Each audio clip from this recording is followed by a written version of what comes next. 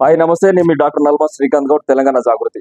మిత్రులారా, ఈరోజు శ్రీమతి కవిత గారు ఏదైతే శాసన మండలిలో తన గళాన్ని వినిపిస్తూ తెలంగాణ సంబంధించినటువంటి సమస్యలు ఎక్కడైతే ఉన్నాయో ఈ తెలంగాణ సమస్యలపైన ప్రశ్నిస్తున్నటువంటి క్రమంలో ఈరోజు పత్తి రైతులకు గిట్టుబాటు ధర లేదని, మిర్చికి సంబంధించిన రైతులకు గిట్టుబాటు ధర లేదని మరొక రోజు, అదేవిధంగా పసుపు రైతులకు గిట్టుబాటు ధర అనేటువంటిది లేదు, పసుపు రైతాంగం మొత్తం కూడా ఇబ్బందుల పాలవుతున్నారని చెప్పేసి ఒక రోజు నిరసన, తులం బంగారం ఎప్పుడు ఇస్తావు రేవంత్ రెడ్డి మా యొక్క ఆడబిడ్డలకు అని చెప్పేసి మరొక రోజు నిరసన, ఈ విధంగా స్కూటీలో ఎప్పుడు ఇస్తారు మా యొక్క చదువుకునేటువంటి ఆడపిల్లలకు స్కూటీలు ఇస్తా అని చెప్పేసి ఆ రోజున హామీ ఇచ్చినావు కదా రేవంత్ రెడ్డి అని చెప్పేసి ఈ యొక్క ప్రభుత్వాన్ని ప్రశ్నిస్తూ నిరసన తెలియజేస్తున్నటువంటి క్రమంలో ఈ యొక్క నిరసనలు తట్టుకోలేనటువంటి వ్యక్తులు, ఈ ప్రశ్నించే గలాన్ని తట్టుకోలేనటువంటి వ్యక్తులు ఈ రోజు అనేక రకాలైనటువంటి ఆరోపణలు మా యొక్క అధినేత్రి పైన చేయడం జరిగింది.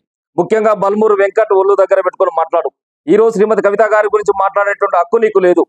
ఈ రోజు ఇదే హుజరాబాద్ సంబంధించినటువంటి ఉప ఎన్నిక వస్తే నీ జాతీయ పార్టీగా నీ కాంగ్రెస్ పార్టీ నీకు టికెట్ ఇస్తే కనీసం నీకు 3000 ఓట్లు కూడా రాలే. అక్కడ ఉండబడేటువంటి ఇండిపెండెంట్ అభ్యర్థులకు వచ్చినటువంటి ఓట్లు కూడా నీకు రాలేనటువంటి పరిస్థితి, నిన్ను కుక్కలు కూడా దేకలేనటువంటి పరిస్థితి. అది నీకున్నటువంటి బలం.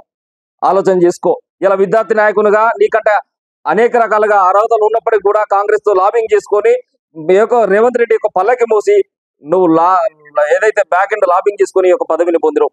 ఈ రోజు విద్యార్థి నాయకత్వంగా వచ్చినటువంటి నువ్వు ఈ రాష్ట్రంలో ఉండబడేటువంటి విద్యా వ్యవస్థ గురించి కానీ, ఈ రాష్ట్రంలో ఉన్నటువంటి గురుకులాల గురించి కానీ, గురుకులాల్లో విషతుల్యమైపోయి చనిపోయినటువంటి పేద మధ్య తరగతి బడుగు బలహీన వర్గాల పిల్లల గురించి కానీ ఈ యొక్క మండలిలో నీ గలాన్ని వినిపించలేదు ఎందుకు? నువ్వు అంతా ఘనాచారి అయితే ఈరోజు శ్రీమతి కవిత గారి గురించి మాట్లాడుతున్నావు. ఈ రోజు హరీష్ రావు కంటే కేటీఆర్ కంటే కవిత ఎక్కువ సంపాదించిందని, కేటీఆర్ కంటే హరీష్ రావు ఎక్కువ సంపాదించిందని ఈ లెక్కలు మాట్లాడుతున్నావు. ఈ లెక్కలు మాట్లాడేటువంటి నీకు కనపడతలేదా? నీ యొక్క రాష్ట్ర ప్రభుత్వంలో నీ యొక్క ముఖ్యమంత్రి సంబంధించినటువంటి ఒక ముఠా తిరుగుతున్నది ఈ రాష్ట్రంలో. హైడ్రా సంబంధించినటువంటి ఇది పెట్టుకొని డబ్బు సంచులు వసూలు చేసిందని చెప్పేసి నీ యొక్క ఎమ్మెల్యే అనిరుద్ధ్ రెడ్డి మాట్లాడుతున్నాడు కదా. అనిరుద్ధ్ రెడ్డి యొక్క మాటలకు ఈ రోజు వరకు సమాధానం చెప్పట్లేవు. నీకు తెలివి ఉంటే అనిరుద్ధ్ రెడ్డి ఆరోపించినటువంటి ఆరోపణలు నిరూపించుకోండి. ఈ రోజు ఒక రేవంత్ రెడ్డి, ఒక తిరుపతి రెడ్డి, ఒక కొండల్ రెడ్డి, ఒక కృష్ణారెడ్డి, ఒక నరేందర్ రెడ్డి, వీళ్ళందరూ కూడా ఒక ముఠాగా ఏర్పడి ఈ ప్రాంతంలో ఉండేటువంటి పేద బడుగు బలైన వర్గాలకు సంబంధించినటువంటి రైతులు ఎవరైతే ఉన్నారో తులమో పొలమో చేతులు పెట్టుకుని ఆ భూములను అప్పనంగా అగ్రిమెంట్లు చేసుకొని 3 నెలల క్రితం బిల్లు పాస్ అయినప్పుడు కూడా భూభారతి పాస్ అయినప్పుడు కూడా భూభారతిని ఇప్పటివరకు లాంచ్ చేయకుండా నీ యొక్క ముఠా మొత్తం కూడా రాష్ట్రం మొత్తం తిరుగుతూ ఆ యొక్క భూములు అగ్రిమెంట్లు చేసుకుంటున్నారు. ఎట్ ఏ టైం ఆ యొక్క భూబక్కసురులందరూ కూడా ఈ యొక్క యాప్ ఎప్పుడైతే అదైపోతుందో లాంచ్ అవుతుందో లాంచ్ కాగానే వాటన్నిటిని రికార్డులకు ఎక్కేటువంటి ప్రయత్నాలు చేస్తున్నది వాస్తవం కదా. ఈ రోజు అంత దూరం ఎందుకు పోతున్నావు? నీ యొక్క పరిస్థితి ఏంది? నువ్వు ఈ రోజు చట్టసభలకు వచ్చి నేను ఘనాచారిని, నేను ఇది అని చెప్పేసి చెప్పుకుంటున్నటువంటి బల్మూరు వెంకట్ నీ యొక్క మల్యాల మండలంలో మానాల సంబంధించినటువంటి గ్రామంలో దళితుల భూములు కబ్జా చేసింది వాస్తవం కదా. ఈ కబ్జా చేసినటువంటి విషయం దళితులు బయటికి తీసుకొస్తే ఆర్టీసీలో ప్రయాణిస్తున్నటువంటి ఒక దళితుల పైన నీ ఎన్ఎస్ఐ సంబంధించినటువంటి కార్యకర్తలను, నీ ఎన్ఎస్ఐ సంబంధించిన గుండాలను పంపించి వాళ్ళని భయభ్రాంతులు చేసింది వాస్తవం కదా. ఒక్కసారి నువ్వు గుండె మీద చేసి పెట్టుకొని చెప్పు. ఇలా మానాల సంబంధించినటువంటి ఫామ్ హౌస్ లో కూర్చొని నువ్వు సెటిల్మెంట్లు ఇస్తున్నావు, భూ సంబంధించిన సెటిల్మెంట్ ఇస్తున్నావు, అనేక రకాల సెటిల్మెంట్ ఇస్తున్నావు. ఇది వాస్తవం కాదా? వెంకట్ దీనికి సమాధానం చెప్పాల్సినటువంటి అవసరం ఉన్నది. ఇలా మానాల శివార్లో ఉన్నటువంటి ఫామ్ హౌస్ తో పాటు అనేక రకాల సెటిల్మెంట్లు ఇస్తున్నావు. ఈ రోజు వరకు కూడా నీ పరిస్థితి ఏందనేది నువ్వు ఆలోచన చేసుకో. నీ గురించి బయటికి తీస్తే చాలా అంశాలు మాట్లాడాల్సినటువంటి పరిస్థితి వస్తుంది పర్సనల్ గా.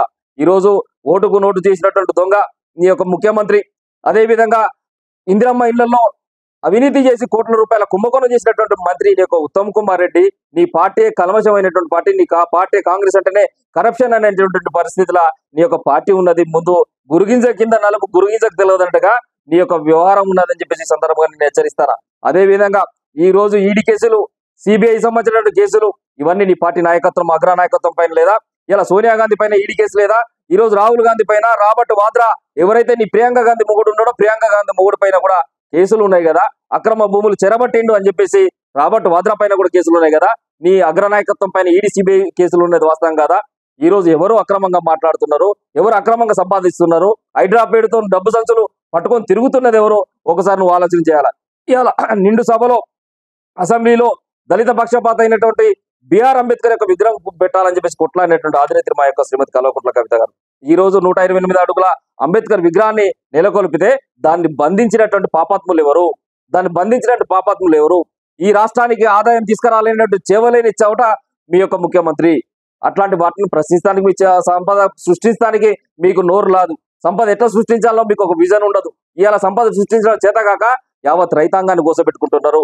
కాళేశ్వరం లాంటి నీళ్ళని తీసుకపోయి సముద్రం పాలు చేసి అక్కడ ఇసుక మాఫియాను తీసుకొని వేల కొద్ది లారీలు ఇలా భూపాలపల్లి తాడ్వాయి సంబంధించినటువంటి మేడిగడ్డ నుంచి వేల కొద్ది లారీలు ఈ రోజు ఇసుక మాఫియా ద్వారా నడిపిస్తున్నటువంటి వాళ్ళు మీరు అనేటువంటి విషయాన్ని నువ్వు మర్చిపోతున్నావు. గుర్తుపెట్టుకో, తస్మత్ జాగ్రత్త.